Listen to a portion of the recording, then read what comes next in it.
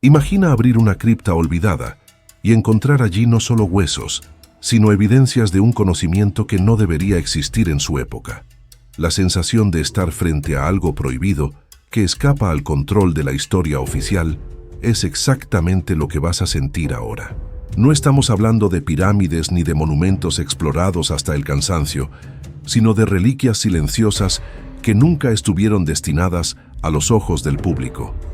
Lo que escucharás a continuación no es solo arqueología, es un descenso al lado oscuro de la humanidad, donde supervivencia, culto y violencia se confunden de maneras perturbadoras. Uno de los hallazgos más desconcertantes salió a la luz en la Italia medieval, en Tuscania. Entre cientos de esqueletos lombardos había un hombre distinto a todos los demás, el individuo número 380. No era un guerrero común, sino alguien que llevaba en su cuerpo la marca del dolor convertido en arma. Su brazo derecho había sido amputado en una época sin anestesia ni antibióticos, y en su lugar los arqueólogos encontraron algo que parecía salido de una leyenda sombría. Una hoja de hierro acoplada al hueso, como una extensión letal de su propia carne. Los huesos de su hombro revelaban un desgaste constante, prueba de que el hombre no solo soportó el peso de la prótesis, sino que la utilizó durante años en combates y tareas diarias. Sus dientes, reducidos casi hasta la pulpa, mostraban el esfuerzo de ajustar las correas con las que sujetaba el brazo de hierro a su cuerpo. Era un precio impensable, pagado cada día en silencio, pero que le permitió sobrevivir en un mundo en guerra. No era solo un guerrero, era la personificación de la fusión entre carne y metal, un antecesor casi mítico de los cyborgs de la ficción. Lo más fascinante es que este hombre, marcado por una mutilación que debería haberlo condenado a la muerte, vivió hasta los 50 años, una edad respetable para su época. La imagen que emerge es la de un sobreviviente que transformó su fragilidad en poder. ¿Se habría convertido en un símbolo de miedo y respeto entre los suyos? ¿O sería solo un testigo solitario de la brutalidad de su era? Sea como sea, el individuo 380 dejó tras de sí un enigma. ¿Hasta dónde puede transformarse el dolor en fuerza? Pero la oscuridad no se limita al período medieval. Si avanzamos mucho más en el tiempo, descubriremos algo aún más impactante. En Turkana, en Kenia, una sola tibia fosilizada de 1,45 millones de años reveló lo que quizás sea la primera evidencia de canibalismo entre homínidos. 9 incisiones profundas cruzaban el hueso, hechas con precisión quirúrgica para separar carne y músculos. No fue un accidente, no fue un ataque de animal. Fue un ser humanoide quien cortó y devoró la carne de otro. Ese fragmento aislado, perdido en el tiempo, cuenta una historia perturbadora. En medio de la escasez, el hambre, o tal vez el odio, la primera comida hecha a costa de la carne de un semejante. Y lo más inquietante es que ni siquiera sabemos qué especie fue la responsable del acto. Homo erectus, Paranthropus u otro ancestro desconocido. La tibia de Turkana es una cicatriz grabada en la prehistoria, recordándonos que nuestra línea no nació inocente, sino marcada por la sangre de sus propios parientes. Si lo pensamos bien, este episodio cambia por completo la narrativa oficial de la evolución humana. Siempre nos dijeron que los primeros homínidos fueron seres cooperativos, unidos contra los depredadores y adaptándose en comunidad. Pero esta tibia muestra otra cara, la de un mundo donde la supervivencia podía significar comerse al vecino. El canibalismo no aparece aquí como un ritual, es crudo, salvaje, primitivo. Un recordatorio de que, desde el inicio, nuestra especie llevaba dentro de sí la semilla de la violencia extrema. Y si esto parece el límite, prepárate, porque aún no hemos llegado al abismo. En el corazón de Sudáfrica, una cueva llamada Rising Star reveló algo que desafió incluso a los científicos más escépticos. En su profundidad, inaccesible sin arriesgar la vida, se encontraron más de 1.500 fósiles humanos, pertenecientes a al menos 15 individuos de una especie desconocida hasta entonces, el Homo naledi. Un pueblo pequeño, de cerebro reducido, pero capaz de algo que parecía exclusivo de los Homo sapiens: enterrar a sus muertos en rituales misteriosos. El camino hasta la cámara es tan estrecho que solo los espeleólogos más delgados lograron atravesarlo, deslizándose como sombras entre las rocas. Y sin embargo, cuerpo tras cuerpo, fue colocado allí con cuidado, a lo largo de generaciones. ¿Cómo estos seres aparentemente primitivos lograron ejecutar algo tan complejo? Usaron fuego, marcaron rutas secretas en el interior de la piedra. La cueva Rising Star es un portal hacia preguntas que tal vez nunca tengamos el valor de responder. Lo que asusta no es solo la dificultad técnica, es el simbolismo.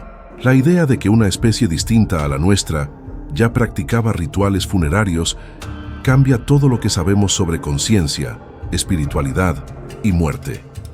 No hablamos de Homo sapiens, sino de parientes lejanos que, de alguna manera, ya miraban la vida más allá de la carne. Y si esto es cierto, la pregunta es inevitable. ¿Cuántas otras especies humanas vivieron con creencias y rituales que jamás llegamos a conocer? En las montañas heladas de la India, un lago remoto esconde uno de los escenarios más macabros jamás descubiertos. Conocido como Rup Kund, pero llamado por los locales el lago de los esqueletos, guarda cientos de cuerpos humanos esparcidos en torno a su superficie. Cuando los primeros exploradores británicos llegaron allí, pensaron que habían encontrado pruebas de una invasión secreta. Pero la verdad reveló algo mucho más sombrío. Esas personas no pertenecían a un único grupo ni a una misma época. Eran víctimas de eventos distintos, separados por siglos. Al examinar los huesos, los científicos notaron algo perturbador. Muchos cráneos presentaban fracturas redondeadas, típicas de impactos violentos desde arriba. La explicación más aceptada: una tormenta de granizo tan brutal que piedras de hielo del tamaño de pelotas de béisbol cayeron del cielo, aplastando a decenas de viajeros en cuestión de minutos. Era la confirmación de una leyenda local que hablaba de un rey arrogante castigado por los dioses en medio de las montañas. El castigo divino se materializaba en cada esqueleto destrozado. Pero la historia no terminó allí. Los análisis genéticos mostraron que no se trataba solo de peregrinos indios. Entre los muertos había incluso descendientes de pueblos del Mediterráneo, posiblemente de Grecia o Creta. ¿Cómo viajeros de tan lejos llegaron a un lago remoto a más de 5.000 metros de altitud, en una de las regiones más inhóspitas del planeta? ¿Estaban buscando algún secreto prohibido? ¿O el lago guardaba un propósito oculto, un punto de convergencia para rituales que cruzaban fronteras y siglos? Ese misterio aún resuena en cada cuerpo recuperado del lago Rup Kund. No son solo huesos, son preguntas petrificadas en el hielo, sin respuesta clara. 3 grupos diferentes, en 3 épocas distintas, murieron allí. La probabilidad de que todos fueran víctimas del mismo fenómeno climático parece mínima. Entonces, ¿qué fuerza invisible atrajo a esas personas hacia el mismo destino fatal? ¿Sería coincidencia o estamos ante un lugar maldito, una trampa natural que devoró generaciones enteras sin jamás saciarse? Mientras en la India la naturaleza parecía actuar como verdugo, en el Levante antiguo lo que inquieta es el culto humano a la muerte. En Jericó, los arqueólogos descubrieron cráneos de más de 9.000 años cubiertos de yeso, pintados, decorados con conchas y depositados bajo casas. No eran trofeos de guerra, sino rostros reconstruidos artificialmente para simular vida tras la descomposición. Cada detalle buscaba devolver humanidad a lo que quedaba solo en huesos. Era como si quisieran inmortalizar a sus muertos, transformándolos en guardianes eternos de la familia. ¿Qué representan esos cráneos? ¿Homenaje, idolatría, miedo o magia? El hecho es que no eran olvidados. Fueron manipulados, transportados e incluso exhibidos por generaciones. Con el tiempo, esos rostros de yeso dejaron de ser recordados como personas reales y pasaron a ser vistos como ancestros míticos, una línea directa entre el mundo de los vivos y el de los muertos. Pero el detalle más perturbador era este: todas las mandíbulas habían sido removidas. ¿Tendría esto un simbolismo oculto, un ritual para silenciar a los muertos? ¿O era una forma de impedir que hablaran nuevamente? Ahora imagina algo aún más macabro. esqueletos montados como verdaderos rompecabezas humanos. Eso fue exactamente lo que apareció en Escocia, en las Islas Hébridas exteriores, en un hallazgo que dejó perplejos a los arqueólogos. Entre casas de la Edad del Bronce, encontraron cuerpos aparentemente normales, pero el análisis reveló que eran montajes hechos con partes de varias personas distintas, una mujer cuyo cráneo era masculino, hombres compuestos por huesos de 3 o 4 individuos diferentes, una mezcla anatómica que parecía desafiar toda lógica. Esos puzzles humanos no solo fueron montados, sino también preservados. Sus huesos mostraban señales de desmineralización típicas de cuerpos mantenidos durante largo tiempo en pantanos ácidos, que era como si los antiguos escoceses hubieran curtido a los muertos en turba antes de rearmarlos, y solo después los colocaran en sus casas. Lo más inquietante, los esqueletos eran mucho más antiguos que las viviendas donde fueron hallados. Esto significa que los habitantes de la Edad del Bronce convivían con cadáveres ancestrales manipulados, recombinados y preservados como símbolos de poder o devoción. La explicación oficial habla de culto a los ancestros, pero ¿sería solo eso? Reunir huesos de muertos de siglos anteriores, reconstruirlos en cuerpos híbridos y mantenerlos en casas suena menos como homenaje y más como hechicería. Un intento de crear algo que trascendiera la vida y la muerte, quizá incluso un experimento ritualístico para unir linajes, poderes o memorias en un solo ser. ¿Qué sabían los antiguos habitantes de Escocia y qué buscaban alcanzar con esas criaturas de carne y hueso transformadas en obras mórbidas? Mientras algunos pueblos mezclaban huesos como si fueran piezas de un ritual secreto, otros transformaron la propia ciudad en una tumba colosal. En el desierto de Atacama, en Chile, un grupo de arqueólogos encontró un cementerio con miles de cuerpos momificados, pero no eran momias comunes. Esos cuerpos pertenecían a la cultura chinchorro, que 2000 años antes que Egipto ya dominaba la técnica de preservación de los muertos. Y lo más perturbador es que no momificaban solo reyes o sacerdotes, sino a cualquiera, niños, ancianos, incluso fetos. La muerte era universal, pero también eternizada. La perfección con que reconstruían los cadáveres es escalofriante. Huesos desmontados y rearticulados, piel sustituida por arcilla, cabellos colocados uno a uno. En algunos casos, creaban verdaderas esculturas humanas, como si intentaran vencer la descomposición con arte. ¿Pero por qué? ¿Tendrían miedo de que los muertos partieran? ¿O creían que mantener el cuerpo intacto retenía también el alma dentro de la comunidad?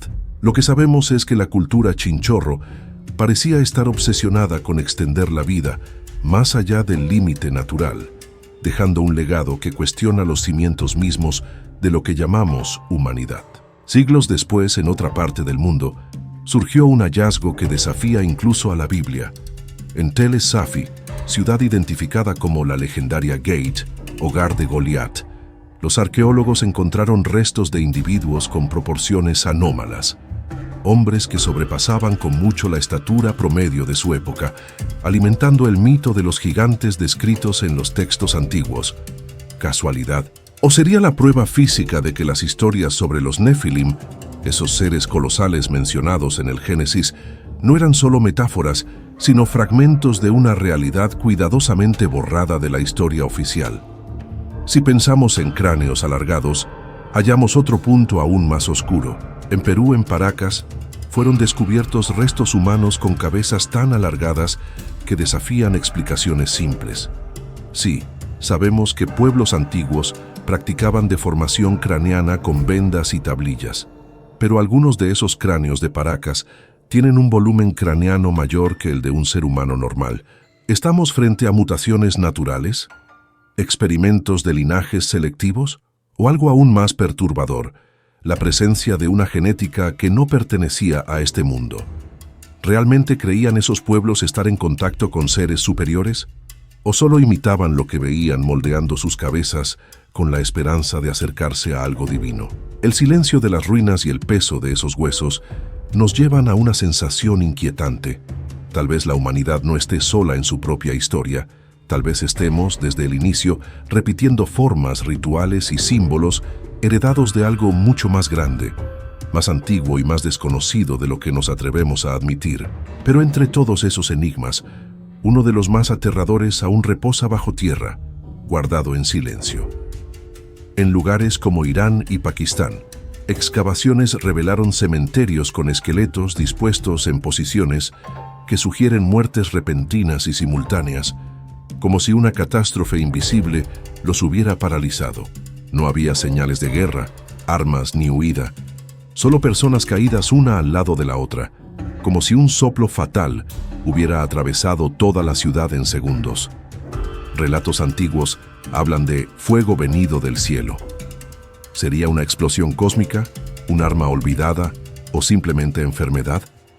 El detalle es que en algunas áreas, rastros de radiación aún desafían explicaciones fáciles. ¿Y si todos estos casos estuvieran conectados?